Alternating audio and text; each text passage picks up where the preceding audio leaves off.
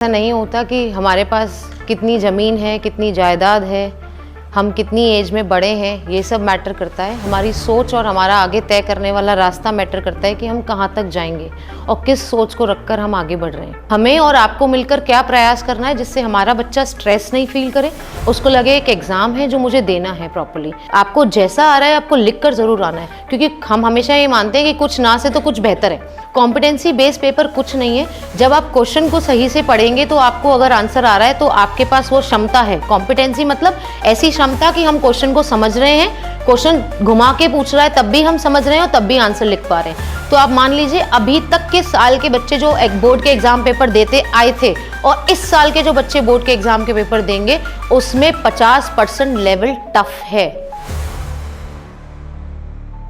इस बार सीबीएसई ने कुछ मेजर चेंजेस किए हैं एग्ज़ाम्स के लिए, जो कि मुझे लगता था कि आपको मिलकर बताना ज़्यादा ठीक होगा, क्योंकि फ़ोन पर और अकेले में एक जने को समझाना पॉसिबल नहीं था। इसीलिए बहुत सारे ऐसे चेंजेस थे जो हम आपको बताना चाहते थे। मेरे हिसाब से शायद वक्त वक्त पर बदलाव बहुत ज़्यादा ज़रूरी है, जो आज के टाइम पर हमें दिखता नहीं है, हम करना नहीं चाहते। जैसे हम पढ़े थे हम अपने बच्चों को भी वैसे ही पढ़ाना चाहते हैं कि मार कर पढ़ा देंगे, डांट कर पढ़ा देंगे। बट आज का टाइम थोड़ा सा डिफरेंट है। हमें बच्चों को बहुत पेशेंस के साथ, बहुत उसके साथ डील करना पड़ता है। और सब लोग बच्चों को डील करते हुए मेरी आप सब लोगों से निवेदन है, जो मैं टीचर्स से भी कहती हूँ, कि पाँचों उंगलियाँ कभी भी बराबर नहीं हो सकती। तो प्लीज़ पाँचों उंगलियों को बराबर करने की कोशिश भी ना करें। मोटिवेट करें, प्रेशराइज करें, पर उतना ही जितना हमारा बच्चा उस प्रेशर को झेल पाए। तो बेसिकली मैं आज अपना एक सेशन छोटी सी इस वीडियो के साथ स्टार्ट करना चाहती हूँ। मैं चाहूँगी कि आप सब लोग देखें, क्योंकि इसी में हमारा प्रायोजन छुपा है। मैंने एक बहुत ही रोचक कहानी सुनी, तो मैं आपको अब सुनाना चाहता हूँ, शेयर करना चाहता हूँ आपके साथ। एक बार स्कूल के पहले दिन पर अंक 9 नंबर ने अंक 8 को थप्पड़ मार दिया। 8 ने पूछा, अरे भाई क्यों मारा, मेरी क्या गलती थी? तो 9 ने कहा, मैं बड़ा हूं, थप्पड़ मार सकता हूं। और अंक 9 की ये बात सुनते ही पूरी कक्षा में थप्पड़ों की जो बौछार थी वो शुरू हो गई। 8 ने 7 को मारा, 7 ने 6 को मारा, 6 ने 5 को मारा, और ऐसा करते करते जब 2 ने 1 को थप्पड़ मारा तो शून्य जो था ना, वो बेचारा समझ गया कि पड़ेगी अब, तो वो दुबक के कोने में बैठ गया। शून्य को ऐसा कोने में दुबक बैठा हुआ देख करके एक ने कहा, अरे भैया तू क्यों डर मत, मैं तुझे नहीं मारने वाला हूं। और ये कहते ही एक जाकर के शून्य के बगल में बैठ गया। बगल में बैठने का मतलब क्या हुआ कि शून्य था वो हो गया 10, है ना? तब शून्य ने पूछा कि जहां सब अपने से छोटे को थप्पड़ मार रहे थे, आपने तो मुझे बड़ा बना दिया, ऐसा क्यों? तो एक ने कहा, देखो भैया, बड़ा वो नहीं होता जो खुद को बड़ा जाने या माने, बड़ा वो होता है जो किसी दूसरे को बड़ा बना दे। देखो समझो, इंसान अपने मोल, अपनी ताकत या अपनी उम्र से बड़ा नहीं होता।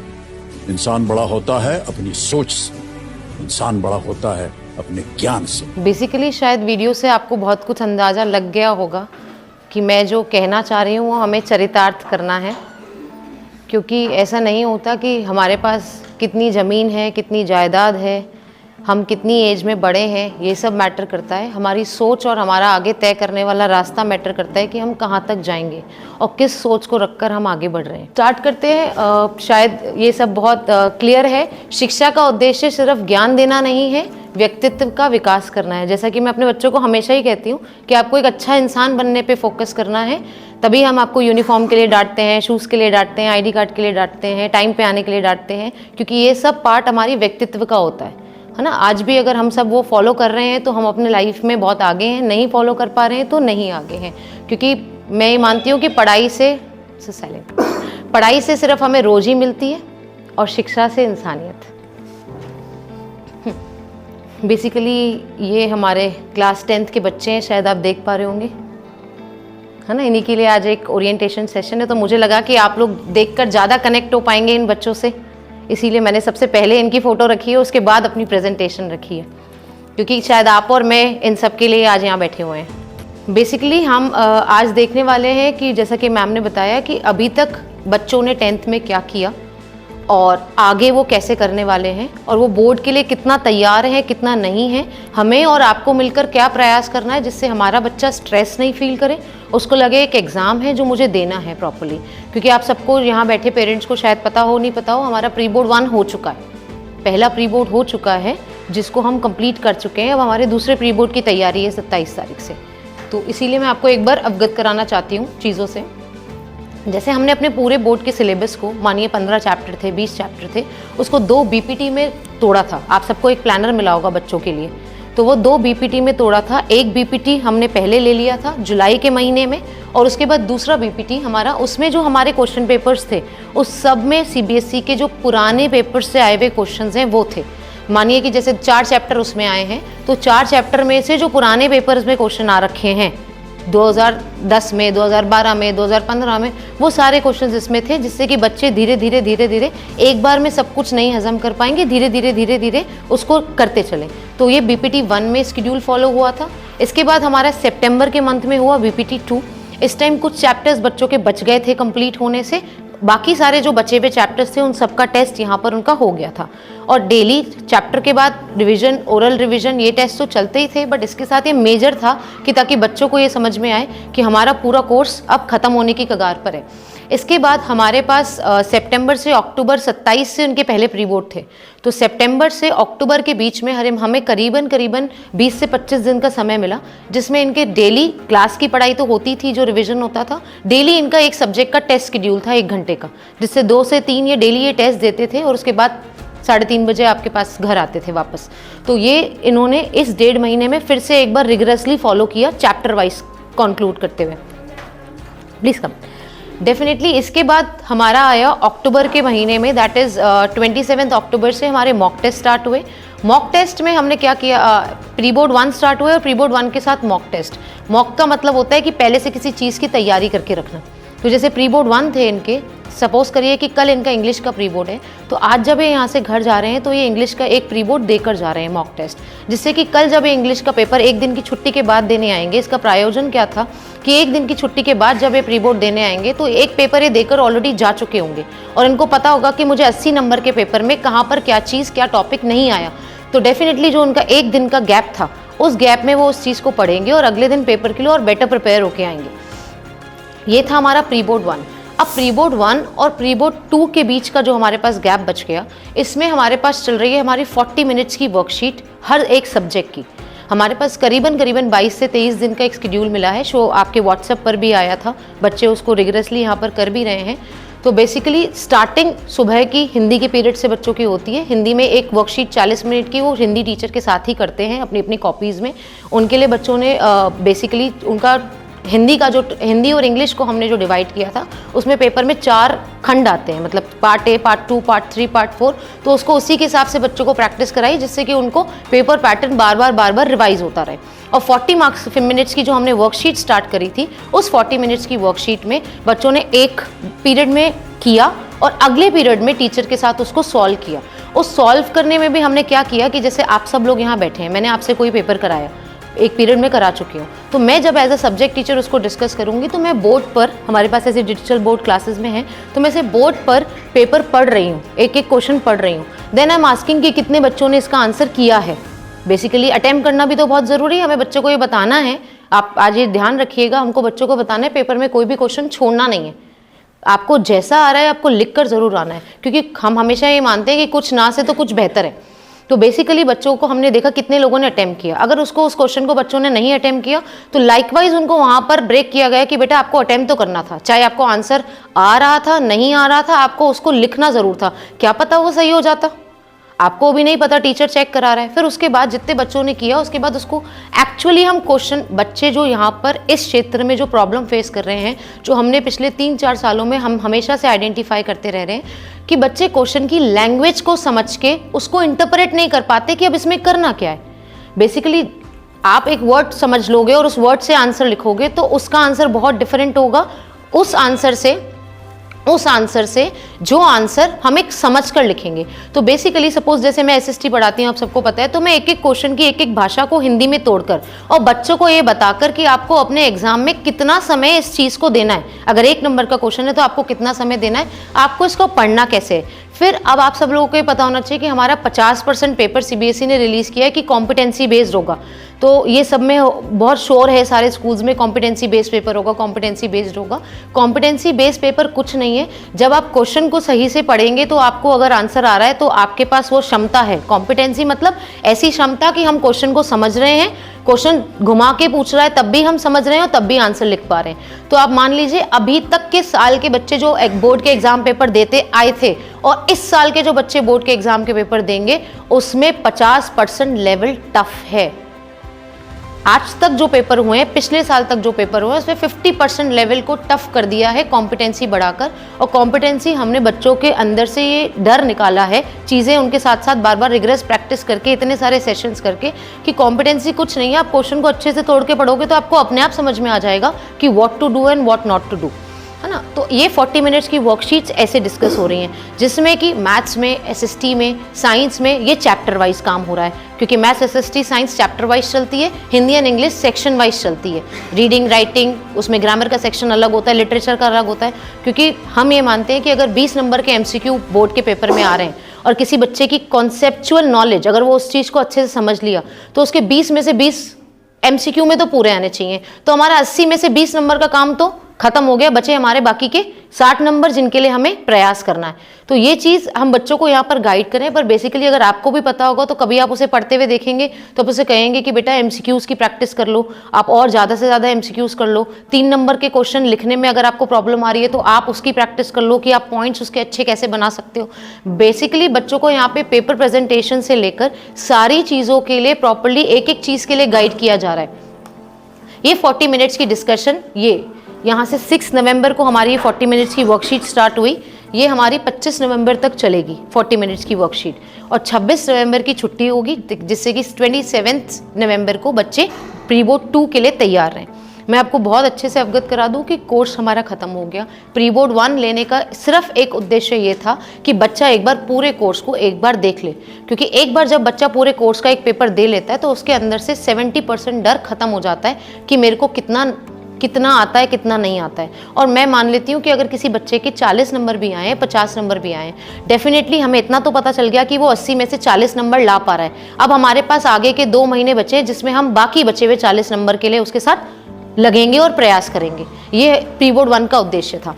अब ये करने के बाद कंप्लीटली हमारे पास प्री बोर्ड 2 की सीरीज आएगी, जिसमें कि हम इस टेस्ट सीरीज को पर्टिकुलरली चला रहे हैं, और प्री बोर्ड 2 हमारा 27 नवंबर से स्टार्ट हो जाएगा, 27 तारीख से स्टार्ट हो जाएगा हमारा प्री बोर्ड 2। और प्री बोर्ड 2 होने के बाद हमारा साथ साथ एक नया सब्जेक्ट है क्लास 10th के लिए। 5 सब्जेक्ट नहीं है, 6 सब्जेक्ट हैं। जब भी आप लोग मेरे से पर्सनली मिले होंगे तो मैंने आपको हमेशा गाइड किया होगा कि इस बार 10th में बच्चों के पास 5 नहीं 6 सब्जेक्ट्स हैं। 6 सब्जेक्ट का जो हमारा नाम है वो है front desk, front office operations. Front office operations में बच्चा स्किल बेस्ड सब्जेक्ट है। बेसिकली स्किल बेस्ड सब्जेक्ट एक इसीलिए दिया जाता है कि बच्चा आगे जाकर जब भी कोई जॉब करता है या कोई भी चीज़ करता है तो उसको ये चीज़ हमेशा उसको आती रहे कि कैसे फ्रंट डेस्क मैनेजर किसी भी, जैसे आप लोग अभी सब लोग रिसेप्शन पर मिलकर आए होंगे, उसको कहते हैं फ्रंट डेस्क। तो ऐसा होटल इंडस्ट्री में कैसे मैनेज होता है, ऐसा टूरिज्म इंडस्ट्री में कैसे मैनेज होता है, ऐसा रेस्टोरेंट में कैसे मैनेज होता है, ऐसा स्कूल में कैसे मैनेज होता है। तो ये सब्जेक्ट बच्चों को वो सिखाएगा। तो बेसिकली इसका जो पेपर होगा वो 100 मार्क्स का नहीं होता, बाकी सब पेपर 100 मार्क्स के होते हैं। इसका जो पेपर होगा वो हमारा 50 मार्क्स का पेपर बच्चे देंगे, और 50 मार्क्स उसके प्रैक्टिकल के यहाँ से जाएंगे। तो करीबन जो बच्चों के इंटरनल असेसमेंट में नंबर जाएंगे, 5 सब्जेक्ट के 20 नंबर मिला लीजिए तो 100 नंबर स्कूल भेजता है, और इस 6 सब्जेक्ट के 50 नंबर मिला के 150 नंबर स्कूल के पास हो गए कि स्कूल आपके बच्चों के नंबर भेजेगा। और बाकी जो बचे हुए नंबर हैं वो बच्चों को लेने हैं, क्योंकि हर पेपर 80 नंबर का है। सिर्फ एक ही पेपर है जो 50 नंबर का है और 2 घंटे का है, क्योंकि जब आप एग्जाम के लिए उस बच्चे को भेजेंगे भी तो आपको ये पता होना चाहिए कि बाकी सब में तो 3 घंटे रुकेगा वहाँ पर। सर आप मैम दिव्या मैम आप नोट करते जाइए queries, I will take afterwards. आप सर का नाम लिख लीजिए, हम पूछ लेंगे बाद में। तो बेसिकली क्या होगा कि 6 सब्जेक्ट 2 घंटे का होगा, बच्चों को 2 घंटे का पेपर देना है, और बच्चा जब एग्जामिनेशन बोर्ड का भी देने जाएगा तो वो 2 घंटे के लिए ही जाएगा और 2 घंटे में वापस आ जाएगा, बाकी सबके लिए वो 3 घंटे जाएगा।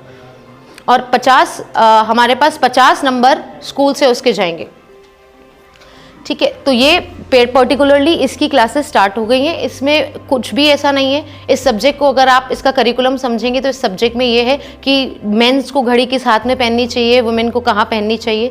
कंप्यूटर में कंट्रोल C करने पे कॉपी हो जाता है, कंट्रोल X करने पे कट हो जाता है। ये सब चीज़ें जो बच्चे बचपन में आपस के परिवेश में और बहुत अच्छे से देखते आए हैं, तो इस सब्जेक्ट के लिए 50 नंबर लाना कोई भी किसी भी बच्चे के लिए बड़ी बात नहीं है। अब इस सब्जेक्ट का फ़ायदा क्या हुआ, होराइजन ने 6 सब्जेक्ट क्यों दिलवाया बच्चों को?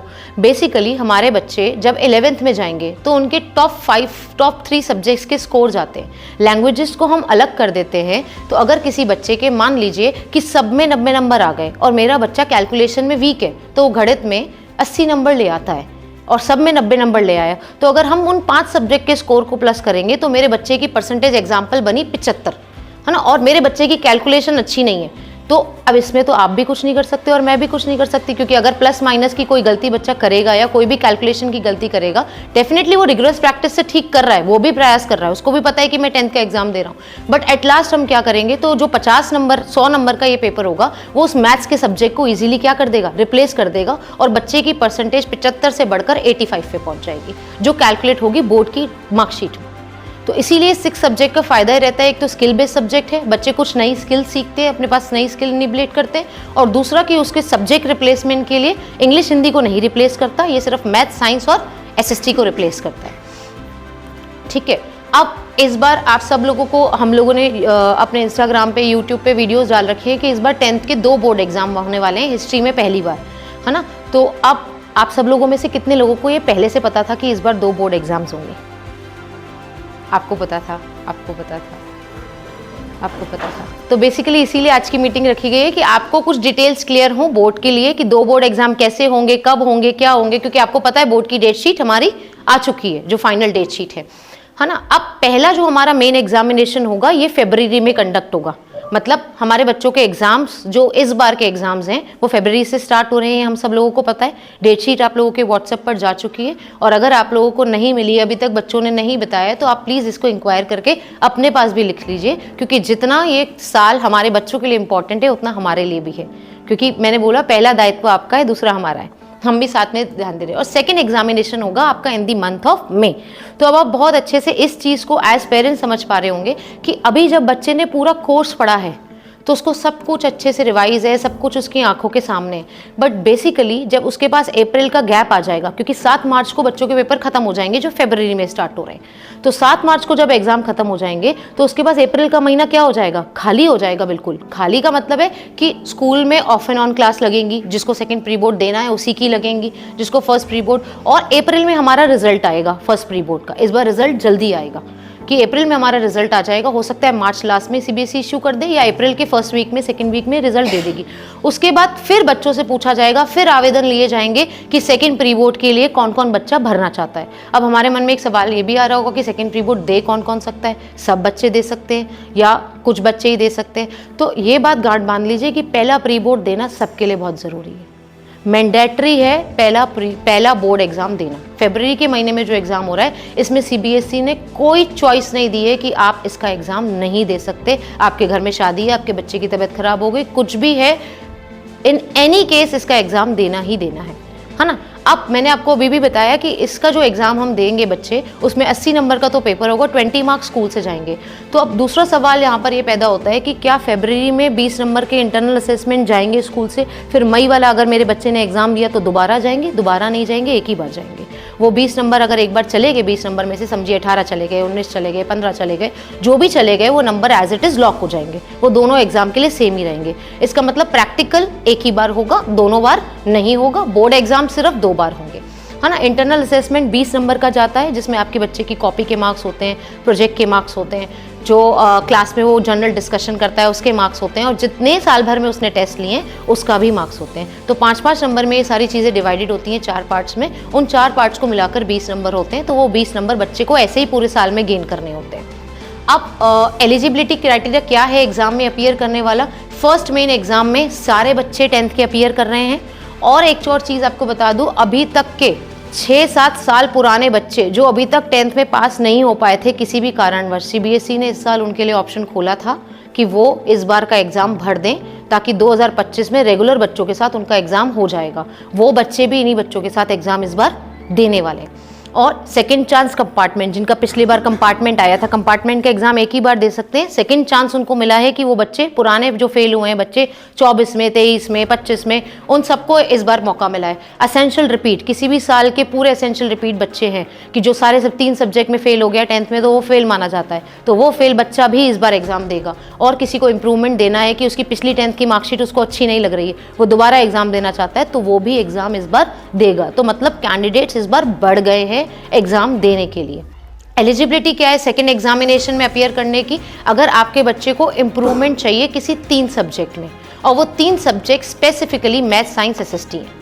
फरवरी के मंथ में हमारा बच्चा पेपर देगा, अप्रैल में उसका रिजल्ट आएगा। अप्रैल में रिजल्ट देखकर आपको ये एनालाइज करना है कि आपके अपने बच्चे को इंप्रूवमेंट का एग्जाम दिलवाना है कि नहीं दिलवाना है। पहले आप लोगों को याद होगा कि इंप्रूवमेंट का एग्जाम जुलाई में हुआ करता था। जुलाई में होने के कारण उसका रिजल्ट अगस्त में आया करता था, और अगस्त में आने के कारण बच्चे की 11th की 3-4 महीने की अवधि निकल जाया करती थी। तो बोर्ड ने इस चीज़ को मैप करने के लिए 2 बोर्ड एग्जाम्स का कॉन्सेप्ट प्लान किया है। तो इसीलिए अब आपको लगता है फरवरी के एग्जाम में मेरे बच्चे के मैथ्स में नंबर अच्छे नहीं आए, तो सिर्फ मैथ्स का पेपर भर सकता है। अगर आपको लग रहा है साइंस में भी अच्छे नहीं आए, तो साइंस का भी भर सकता है। साथ में 3 सब्जेक्ट्स के पेपर भर सकते हैं, किसी भी 3 सब्जेक्ट्स में इंप्रूवमेंट बच्चा दे सकता है। और अगर उसकी कोई कंपार्टमेंट आ गई है तो वो एग्जाम दे सकता है। कंपार्टमेंट भी देना चाहता है, साथ साथ इंप्रूवमेंट भी देना चाहता है। ऐसा बोर्ड में आज तक नहीं हुआ कि वो एक सब्जेक्ट में कंपार्टमेंट देना चाहता है। सपोज करिए मैथ्स में उसकी बैक लग गई, तो मैथ्स का एग्जाम देना चाहता है, और साइंस में उसको नंबर इंप्रूव करने, क्योंकि उसे 11th में मैथ साइंस लेनी है, तो वो उसको और इंप्रूव करना चाहता है। तो आज तक ऐसा नहीं हुआ था, बट इस बार से ऐसा होगा कि वो सेकंड एग्जाम में एलिजिबल होगा। थर्ड लास्ट कैटेगरी है कि जो भी अगर किसी सब्जेक्ट को रिप्लेस करने के लिए, सिर्फ इसमें दोबारा एग्जाम किस चीज़ का नहीं होगा, जो front office operation, front desk operation मैंने अभी आपको बताया, उसका एग्जाम बोर्ड दोबारा नहीं कराएगा। 5 मेन एग्जामिनेशंस को लेकर ही चलेगा बच्चा बोर्ड उसके लिए। अब 2 एग्जाम विंडो, 2 बोर्ड एग्जाम है। पहला एग्जाम मैंडेटरी है और दूसरा एग्जाम मई में है, वो ऑप्शनल है। कुछ कुछ कैटेगरीज वाले बच्चे उसको दे सकते हैं। दूसरा इंप्रूवमेंट कैटेगरी किसको माना जाएगा? बोर्ड इंप्रूवमेंट कैटेगरी किसको कह रहा है? Student who pass the first exam can use the second exam to improve their marks in subjects already clear. इसी को कहते हैं इंप्रूवमेंट। भाई एक एग्जाम में 50 नंबर आए, मुझे लगता है मेरे 60 आ सकते हैं, मैं और मेहनत करूंगा, तो हम दोबारा उस सब्जेक्ट में बच्चे का इंप्रूवमेंट भरवा सकते हैं। थर्ड, इसमें लिमिट दी गई है 3 सब्जेक्ट्स की, है ना। एलिजिबल सब्जेक्ट्स इसमें math, science, SST major priority पर सब लोग ही रखते हैं, इंग्लिश हिंदी नहीं रखते, बट बच्चे 3 सब्जेक्ट्स को ही चूज कर सकते हैं इंप्रूवमेंट देते वक्त। मतलब अगली बार जब वो मई में पेपर देने जाएगा तो वो 3 सब्जेक्ट का पेपर दे सकता है। इसमें हमने बच्चों को ये भी चीज़ बता रखी है कि बेटा आपको 100% एफर्ट्स फर्स्ट एग्जाम में लगाने हैं, क्योंकि पहली बार में जो होता है वो दूसरी बार में मुश्किल होता है। होता भी है कि कभी कभी गेम पलट जाता है, बट पहली बार में जो हम एफर्ट लगाएंगे वो 100% होना चाहिए हमारा। उस एफर्ट में कोई भी रिडक्शन नहीं होना चाहिए किसी भी तरीके से, क्योंकि पहली ये अभी तो अच्छा मौसम है, फरवरी और मार्च का मौसम अच्छा होता है एग्जाम्स देने के लिए, बच्चों को नींद वींद कम आती है। मई में बहुत गर्मी हो जाती है, बच्चे उसमें पसीने में परेशान हो जाते हैं, नहीं होती स्कूल्स में फैसिलिटीज़। मैं मानती हूँ फैसिलिटीज़ भी होती हैं, तब भी एक मई का माहौल ऐसा रहता है कि बच्चों को दोपहर में नींद आती ही आती है। और पेपर का ड्यूरेशन हमारा 10:30 से लेकर 1:30 बजे तक रहता है, तो उस ड्यूरेशन में बच्चों को वो प्रॉब्लम आएगी डेफिनेटली। जिसको इंप्रूवमेंट देना है वो देगा। दुनिया में सब कुछ होता है, इतनी भरी गर्मी में भी सब कुछ होता है, बट हम बच्चों को ये चीज़ इसलिए अवगत करा रहे हैं कि वो पहले से ही पहले पेपर के लिए बहुत अच्छे से प्रिपेयर्ड रहे। अब 3 सब्जेक्ट्स की लिमिट का हो गया, ठीक है। और दूसरा है कि बेस्ट ऑफ 2 स्कोर्स। अब आपको लगा कि मेरे बच्चे ने साइंस का पहला एग्जाम भी दिया, दूसरा भी दिया। पहले एग्जाम में 50 आए और उसने इस उम्मीद से दिया कि मैं अगले में 60 लाऊंगा, बट दूसरे एग्जाम में उसके 49 रह गए, तो अब उसके मार्क्स कौन से कैलकुलेट होंगे? बेस्ट ऑफ 2 स्कोर्स होगा। अगर उसके 50 अच्छे होंगे तो 50 कैलकुलेट हो जाएंगे, 49 अच्छे होंगे तो 49 हो जाएंगे। जो बेस्ट स्कोर होगा, जो अच्छा स्कोर होगा, वही कैलकुलेट होगा उसका। और अगर सेकेंड एग्जाम में बच्चे ने कम स्कोर किया है, जैसे 50 के 49 आ गए, तो उसके फर्स्ट एग्जाम्स के मार्क्स ही मार्कशीट में दोबारा प्रिंट होकर आएंगे। बच्चा ऐसा भी नहीं है कि बच्चा ट्राई ना करे, इसमें बच्चे के पास सीबीएसई ने ऑप्शन छोड़ दिया है कि अगर आपको लगता है तो आप ट्राई करिए, और किसी कारणवश आपके नंबर कम रह जाते हैं। क्योंकि देखिए, नंबर कम आने का कारण सिर्फ बच्चे का ना पढ़ना नहीं होता, बच्चे का कम पढ़ना नहीं होता। हमारे पास बच्चे नहीं हैं, इसीलिए मैं आपको ये बात बता पा रही हूँ कि बहुत सारे फैक्टर्स मैटर करते हैं कि कौन सा एवेल्युएटर आपकी कॉपी चेक कर रहा है, आपके बच्चे ने कॉपी की प्रेजेंटेशन कैसी लिखी है, आपके बच्चे की राइटिंग कैसी है। तो मुझे नहीं पता कि कौन सा एवेल्युएटर उसकी कॉपी चेक कर रहा है, आज उसका मानसिक संतुलन कैसा है। डेफिनेटली तभी हम बच्चों को सब चीज़ सिखाते हैं कि पॉइंट वाइज लिखो, अच्छे से लिखो, एक बार में ही आपकी कॉपी में देखते ही समझ में आ जाए कि आंसर में क्या कहना चाह रहा है, जो इंपॉर्टेंट पॉइंट्स हो उसको पेंसिल से अंडरलाइन करो, चीज़ें करो। तो ये सब चीज़ें हमें ध्यान रखनी है और जब भी बच्चा एग्जाम के लिए जाता है तो एक रात पहले बैठ कर उसके साथ ये सब चीज़ें डिस्कस करनी है। उसका आप विश्वास मानिएगा, आप सब 10th के पेरेंट्स भेज रहे हैं, आधे से ज़्यादा बच्चे इस क्लास में एक दूसरे के पेन्स लेते हैं। दैट मीन्स कि वो पेन भी अपने नहीं लेकर आ रहे हैं। अभी उनको प्री बोर्ड 1 में मैंडेट किया गया था ट्रांसपेरेंट पाउचेस के लिए, क्योंकि वो एक करियर काउंसलिंग सेशन में गए थे, उनको मिले थे वो पाउचेस, तब जाकर 70% क्लास वो पाउचेस लेकर आई और उसमें अपने पेन डालकर लेकर आई। तो प्लीज़ फाइनल एग्जामिनेशन में अपने बच्चे को ट्रांसपेरेंट पाउच दीजिएगा, उसमें एडमिट कार्ड उसका है नहीं है, सारे पेन्स उसके पास है नहीं है, स्केल, पेंसिल, इरेजर, सब चीज़ चेक करके भेजिएगा। क्योंकि देखिए बच्चे तो फिर भी बच्चे ही हो जाएंगे, हम बड़े हैं, हमारी कुछ जिम्मेदारियां हैं जो हमें एक बार चेक कर कर भेजनी है। बेस्ट ऑफ 2 स्कोर्स जाएंगे। रेस्ट्रिक्शंस क्या है, 3 से ज़्यादा एग्जाम में अगर बच्चा फेल हो गया और एसेंशियल रिपीट की कैटेगरी में आ गया तो वो इम्प्रूवमेंट एग्जाम नहीं दे सकता, वो एक फेल माना जाएगा बच्चा। Changing subjects between 2 exams is not allowed under specific policy provision. जैसे अभी हमने 6 सब्जेक्ट जो बच्चों को दिलवाया है वो फ्रंट ऑफिस ऑपरेशन दिलाया है। अब मैं कहती हूँ नहीं, फिजिकल एक्टिविटी ट्रेनर रख लेते हैं, ये वाला बच्चा ये अच्छे से कर लेगा, तो दूसरे एग्जाम में सब्जेक्ट चेंज नहीं होंगे, सब्जेक्ट्स बिल्कुल सेम रहेंगे। और additional subjects beyond the main ones can not be taken in improvement. Additional subject जो स्किल बेस्ड सब्जेक्ट है फ्रंट डेस्क, उसका दोबारा कोई एग्जाम नहीं होगा, उसका एग्जाम पहली बार में ही होगा। अब इस बार आप सब लोगों को पता होना चाहिए कि सीबीएसई के कितने सेंटर्स हैं पूरे इंडिया में। 8000 प्लस सेंटर्स हैं सीबीएसई के। हमारे कितनी आंसर कॉपीज सीबीएसई जनरेट करेगा और कितने दिन हैं, 67 डेज सीबीएसई का पूरा ये एग्जाम शेड्यूल चलेगा। टीचर्स कितने इन्वॉल्व होंगे, क्योंकि आपको पता है हर स्कूल से 2-2 टीचर इन्विजिलेशन के लिए जाते हैं, फिर 2-2 टीचर कॉपी चेक करने जाते हैं, हर स्कूल से जाते हैं, हमारे स्कूल से भी जाते हैं। सब्जेक्ट एक्सपर्ट्स को बुलाया जाता है, वो प्रो डाटा बेसिस पे सीबीएसई चूज़ करके नाम भेजता है। तो 1,69,000 टीचर्स इसमें इन्वॉल्व होंगे। और क्वेश्चन पेपर्स कितने बनेंगे, 7,000 क्वेश्चन पेपर्स।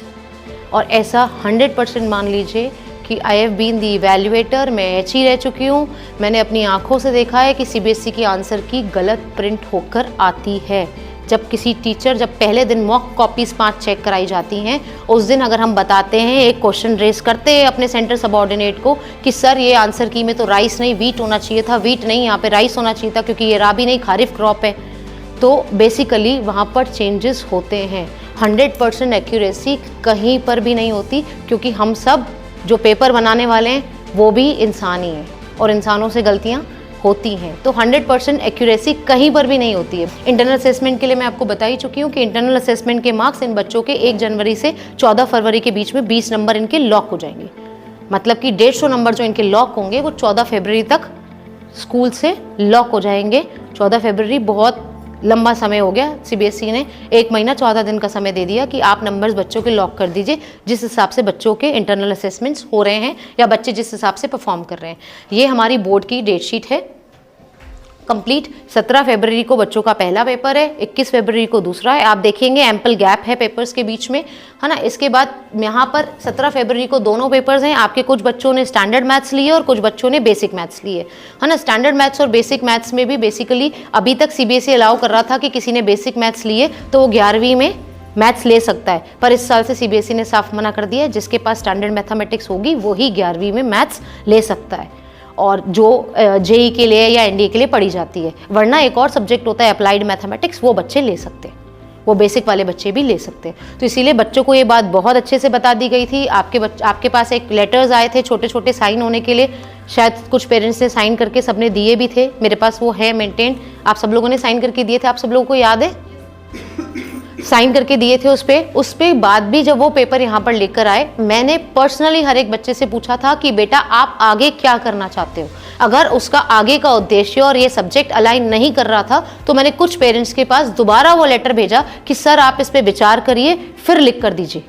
क्योंकि आपका बच्चा कह रहा है कि मैं आगे ये करना चाहता हूँ और आपने कहा है कि ये बेसिक मैथमेटिक्स लेगा, तो ये इसके साथ अलाइन नहीं कर रहा है। इसके बाद हमने सब्जेक्ट को ऑप्ट किया। इसके बाद आपका इंग्लिश का पेपर है 21 फरवरी को, 25 फरवरी को साइंस का पेपर है, 26 फरवरी को जो 2 घंटे का पेपर मैं आपको बता रही हूँ वो है। इसके बाद 2 मार्च को हिंदी का पेपर है। इसके बाद होली की छुट्टियाँ हैं। मेरे पेपर से पहले होली की छुट्टियां हैं, तो आप सब लोगों से निवेदन है कि बच्चों को प्लीज़ पढ़ने के लिए प्रेरित कीजिएगा। 4 दिन होली मत खिलवाइएगा, है ना। और डेफिनेटली स्कूल में उन दिनों क्लासेस लगेंगी, सिर्फ जिस दिन होली खेली जाती है उस दिन नहीं लगेंगी, उसके अपार्ट क्लासेस लगेंगी यहाँ पर। तो मैं स्कूल बुलाऊंगी, तो आपको स्कूल भेजना है ताकि हम एक फाइनल रिवीजन, बैकपैक रिवीजन कर सकें बच्चों के साथ, ठीक है। आपको टीचर्स हमेशा कम्युनिकेशन के लिए अवेलेबल रहेंगे। आपके पास रिसेप्शन के नंबर्स हैं। आपको कभी भी लगता है आपका बच्चा लो फील कर रहा है, अभी भी कुछ पेरेंट्स के बच्चे हमें रात को भी मैसेज करते हैं 7 बजे 8 बजे कि मैम ये क्वेश्चन बता दीजिए। शायद आपके बेटे का भी कल शाम को मेरे पास मैसेज आया था कि मैम ये क्वेश्चन में मुझे डाउट आ रहा है, बता दीजिए। तो हम तुरंत अग्रसर रहते हैं कि हम उनको तुरंत जवाब दें, क्योंकि अगर बच्चों को तुरंत डाउट आ रहा है, उनका तुरंत डाउट सॉल्व हो जाता है तो बहुत बढ़िया है। तो हम ये कम्युनिकेशन सपोर्ट बनाए रखेंगे। बेसिकली बच्चों के ग्रुप्स बन जाएंगे जब उनकी यहाँ पर पूरी पढ़ाई खत्म हो जाएगी। 10 दिन का 15 दिन का समय बचेगा, तब यहाँ पर क्लासेस नहीं लगेंगी, क्योंकि बच्चों को खुद भी पढ़ना होता है। तो हम उनके ग्रुप्स बना देंगे। आप फ़ोन लिमिटेड यूज़ करने दीजिएगा बच्चों को। अगर आप मुझे हमेशा पाएंगे कि जब भी मैं उनका कोई पेपर सॉल्व करा रही हूँ घर पर बैठकर, मैं वीडियो कॉल पे हमेशा बच्चों को ये देखती हूँ कि बच्चे टेबल चेयर पर बैठे हैं, उसके बाद मैं पेपर स्टार्ट कराती हूँ। तो डेफिनेटली उस लिमिटेड अवधि के लिए चीज़ें स्टार्ट कीजिएगा, उस लिमिटेड अवधि के लिए रख दीजिएगा। आज ये वाला बैच नहीं, आज से पिछले 3-4 बैचेस जो हॉराइजन से निकले हैं 10th करके, उनके साथ भी यही प्रक्रिया हुई है। बेसिकली ये पहला बैच है जिनका प्री बोर्ड सबसे जल्दी हुआ है, और प्री बोर्ड 1 खत्म होकर इनकी प्री बोर्ड एक चैप्टर के रिविजन के साथ प्री बोर्ड 2 की तैयारी है हमारे पास। हाँ, अब मैं एक एक करके क्वेश्चंस लूंगी। सर आप अपना क्वेश्चन रखिए। तो मैं ये पूछना चाह रहा था, तो 50 मार्क्स होंगे, क्या वो मार्कशीट में ऐड होके आएंगे? Yes yes yes. जैसे यूपी बोर्ड में होता है, स्पोर्ट्स एंड वो पेपर होता है, तो उसमें 90 में से 90 या 80 जो भी मार्क्स ऐड होके आते हैं और बाकी नहीं आते, ग्रेड्स नहीं होते हैं, हाँ परसेंटेज निकालने हैं। हाँ हाँ, यहाँ पर ऐड होके आएंगे, यहाँ पर ऐड होके आएंगे। एक्चुअली सर खुद यूपी बोर्ड का स्कूल चलाते हैं, इसलिए सर के मन में ये वाली क्वेरी आई, इसीलिए सर ने इसको पूछा। तो बेसिकली द थिंग इज़ कि यहाँ पर सीबीएसई में हर मार्क्स कैलकुलेट होते हैं। आपके 2 कॉलम बन के आते हैं मार्कशीट में, 80 मार्क्स और 50 मार्क्स का एक कॉलम बनकर आता है, और बाकी के इंटरनल नंबर का अलग कॉलम बन के आता है। आपको विजिलेंटली दिखेगा कि बच्चा 80 में से कितने नंबर लाया और स्कूल से कितने नंबर गए हैं, और उसके बाद उसका सम टोटल 100 हमारा आता है। और वो बेसिकली इनका जो टोटल आएगा वो 600 से आएगा, बट हम बेस्ट 5 स्कोर्स लेते हैं, तो बेस्ट 5 स्कोर्स में स्किल बेस्ड सब्जेक्ट सबसे आगे ही रहेगा। जो बच्चा अगर थोड़ी सी भी 10% भी मेहनत उसमें कर लेगा स्कूल के पढ़ाने के बाद, उसके मैं आपको लिख के दे सकती हूँ कि 45 से 50 के बीच में नंबर आ जाएंगे, क्योंकि वो सब्जेक्ट कोई पढ़ने वाला सब्जेक्ट नहीं है। वो सब्जेक्ट सिर्फ ऑब्जर्वेशन का और जनरल स्किल्स का सब्जेक्ट है। वो बहुत ईजी सब्जेक्ट है, जिससे बच्चों को एक नई चीज़ सीखने को मिलेगी। हम दोनों को मिलकर ये प्रयास करना है कि बच्चा जो अपना फुल पोटेंशियल से अचीव कर सकता है वो अचीव करे। मैं फिर से कहूँगी, आपको 5 उंगलियां बराबर नहीं होती, उनको करने की कोशिश मत करिएगा, क्योंकि उसमें बच्चा स्ट्रेस्ड आउट फील करेगा। आप सब लोगों से एक निवेदन और है, वो निवेदन मैं इस वीडियो को दिखाने के बाद करूँगी। सर एक वीडियो चला दीजिए। बेटा, प्रोफेशन जो है वो डॉक्टरी है, इंजीनियरिंग है, सीए है, मैनेजमेंट कर लो, मैनेजर बन जाओ। टीचिंग कौन सा प्रोफेशन है? ये सही कहा आपने पापा, टीचिंग प्रोफेशन तो नहीं है। यस, रिस्पॉन्सिबिलिटी है। बेटा एक बार अच्छे से सोच ले, आसान नहीं होगा। एकदम अच्छे से सोच लिया मम्मी, बिल्कुल आसान नहीं होगा। पूरी जिंदगी हर रोज 4 से 5 घंटे खड़े रहना होगा। पहले हफ्ते तो बहुत पैर दुखने वाला है, चौक से लिखते लिखते फ्रोजन शोल्डर या स्पॉन्डिलाइटिस भी हो सकता है। बच्चे भले ही क्लास में कर दें, लेकिन मुझे आधे आधे घंटे के लिए सुसु को रोक के रखना पड़ेगा। कभी चैन से लंच नहीं कर पाऊंगी, और अगर कोई बच्चा नहीं खा रहा हुआ ना, तो उतने ही टाइम पे उसे लंच कराना होगा। साल भर में एक दिन 1 मिनट से भी लेट नहीं हो सकती। रोज 50 बार गुड मॉर्निंग, 60 बार गुड आफ्टरनून का स्माइल करके रिप्लाई करना पड़ेगा। हफ्ते में 10 बर्थडेज पूरे एक्साइटमेंट एंथुजियाज्म से सेलिब्रेट करने होंगे। एग्जाम टाइम पे बच्चों के पैनिक कॉल्स आएंगे, उन्हें संभालना होगा। कई बार ना चाहते हुए भी सिंसियर अच्छे बच्चों को फेल करना होगा। कई डिफिकल्ट पेरेंट्स को भी संभालना होगा। पूरी जिंदगी कंजर्वेटिवली ड्रेस्ड होना पड़ेगा। हर सेकंड अपने बेस्ट बिहेवियर पे होना होगा। कई बार बच्चों के फाट जोक्स पे आती हुई हंसी को रोक के उन्हें टोकना होगा। घंटों घंटों फोन यूज नहीं कर पाऊंगी। 15 अगस्त और 26 जनवरी को पूरे देश में सिर्फ मुझे ही छुट्टी नहीं मिलेगी। और मैं कितना भी अच्छा परफॉर्म कर लूँ ना, जब तक सीनियर टीचर्स रिटायर नहीं होते मुझे प्रमोशन नहीं मिलेगी। और रिटायर तो वो कभी होंगे नहीं। तो मम्मी पापा, मुझे पता है कि ये आसान तो बिल्कुल नहीं होगा। बेसिकली मैं आपको इस वीडियो के थ्रू ये बताना चाह रही थी कि आज की जो जनरेशन पढ़ लिख कर आगे बढ़ रही है, उसमें से सिर्फ 0.5% लोग टीचर बनना चाहते हैं, बाकी लोग टीचर बनना ही नहीं चाहते। और अगर वो टीचर हैं भी तो वो कैसे बच्चों के साथ बर्ताव कर रहे हैं, कैसे बच्चों के साथ मॉड्यूलेट होकर चल रहे हैं। तो मैं बस आप सब लोगों को इसके लिए एक निष्कर्ष देना चाहती हूँ कि sir I want all teachers to please come sir.